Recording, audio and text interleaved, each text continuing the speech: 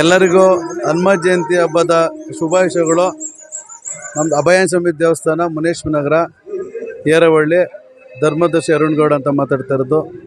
ಈ ಭಾಗದಲ್ಲಿ ಪ್ರತಿ ವರ್ಷದಂತೆ ಈ ವರ್ಷವೂ ಹನುಮ ಜಯಂತಿಯ ಈ ಬಡಾವಣೆಯ ನಿವಾಸಿಗಳು, ಸ್ನೇಹಿತರು ಮತ್ತು ಮುಖಂಡರುಗಳ ಸಹಕಾರದಿಂದ ಪ್ರತಿ ವರ್ಷದಂತೆ ಈ ವರ್ಷವೂ ಹನುಮ ಜಯಂತಿ ಕಾರ್ಯಕ್ರಮವನ್ನು ಭಕ್ತಿ ಶ್ರದ್ಧೆಯಿಂದ ಎಲ್ಲರ ಸಹಕಾರದಿಂದ ಮಾಡ್ಕೊಂಡು ಬರ್ತಾ ಇದ್ದೀವಿ. ಇಲ್ಲಿ ಅನ್ನದಾನಕ್ಕೆ ವಿಶೇಷ ಆದ್ಯ. ಒಬ್ಬ ಮನುಷ್ಯನಿಗೆ ನಾವು ಏನ್ರೊಳಗೂ ತೃಪ್ತಿ ಪಡ್ಸೋಕೆ ಆಗೋದಿಲ್ಲ. ಒಂದು ಊಟ ಕೊಡಿಸಿದಾಗ ಆ ಮನುಷ್ಯ ತೃಪ್ತಿ ಪಡ್ತಾನೆ ಅನ್ನೋ ಒಂದು ಗಾದೆನೇ ಇದೆ. ಎಲ್ಲಕ್ಕಿಂತ ಶ್ರೇಷ್ಠವಾದ ಅನ್ನದಾನ ಅಂತ.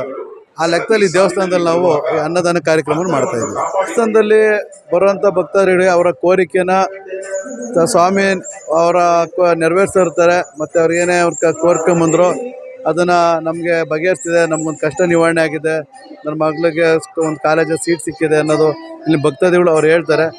ಎಲ್ಲ ಇಲ್ಲಿ ದೇವ್ರನ್ನ ನಂಬಿದ್ದಾರೆ. ದೇವ್ರು ಎಲ್ಲರಿಗೂ ಒಳ್ಳೇದು ಮಾಡ್ಕೊಂಡು ಆ ಥರ ಇಲ್ಲಿ ಜಾತ್ಯತೀತವಾಗಿ ಮತ್ತು ಪಕ್ಷಾತೀತವಾಗಿ ಮಾಡೋವಂಥ ಒಂದು ಹನುಮ ಜಯಂತಿ ಬೆಳಿಗ್ಗೆ 7ರಿಂದ ರಾತ್ರಿ 10 ಗಂಟೆವರೆಗೂ ನಿರಂತರವಾಗಿ ಜನ ಬರ್ತಾ ಇರ್ತಾರೆ. ನಿರಂತರವಾಗಿ ಪ್ರಸಾದ ವಿನಿಯೋಗ ಇರುತ್ತೆ.